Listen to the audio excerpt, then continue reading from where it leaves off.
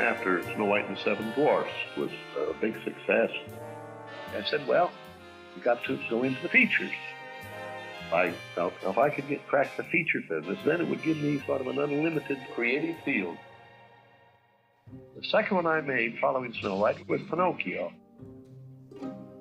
With the profits of Snow White, I built that studio. I wanted an ideal place to work. We had enough of an income that we could experiment properly. We could actually take time to improve ourselves in every way, in every department. I'd improve the backgrounds and I'd improve the animation. I even tried to better every piece of equipment I had. I built new cameras to give me dimension in my pictures. I made a deal with some of the teachers at the Chouinard Art Institute to come out and work with me, to sit with me by the day, to know my problems. Don Graham sat right with me in what we call our sweatbox. Sweatbox projection room. We called it because we didn't have any air conditioning in there. It used to get hot as a dickens. And when the guys had come in there, they had to sweat this thing out with me. And I'd just tear hell out of it. The problem was to get away from the static drawing and make that drawing a part of emotion. We would photograph people going through action. Then we would study it.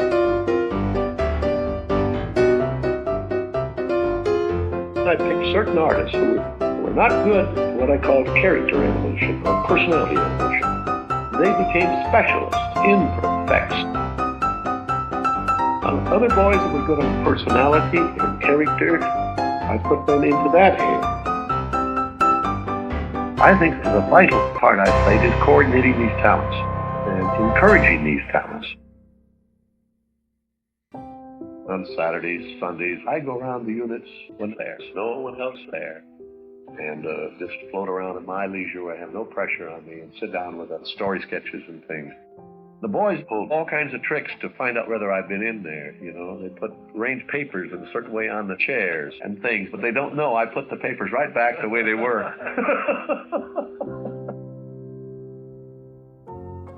There's a continual battle between my brother and myself. My brother worried about getting the money back. I was worrying about quality. My brother called me down and said, "Kid, I've got to talk to you." He said, "This is serious." We owed the bank $4.5 million. And I began to laugh. He said, "What are you laughing at?" And I said, "I was just thinking back when we couldn't borrow $1,000. Yeah, and he began to laugh. And we ended up, both of us, feeling sorry for the bank.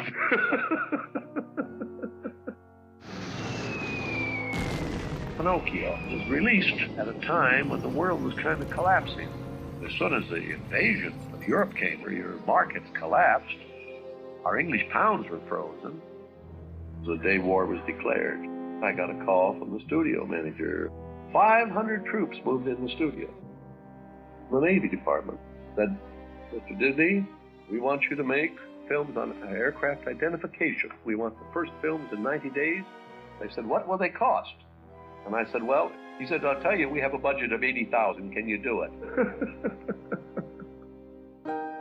We mortgaged our homes, sold our cars, and went without things. I think I've been the most broke guy in Hollywood. Time had to play its part. Pinocchio has become a perennial.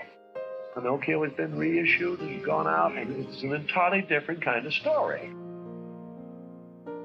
I think by this time, my young group of executives and everything else are convinced that Walt is right, that quality will out. And I think they're going to stay with that policy because it's proven that it's a good business policy. I think they're convinced, and I think that'll hang on after, as you say, after Disney.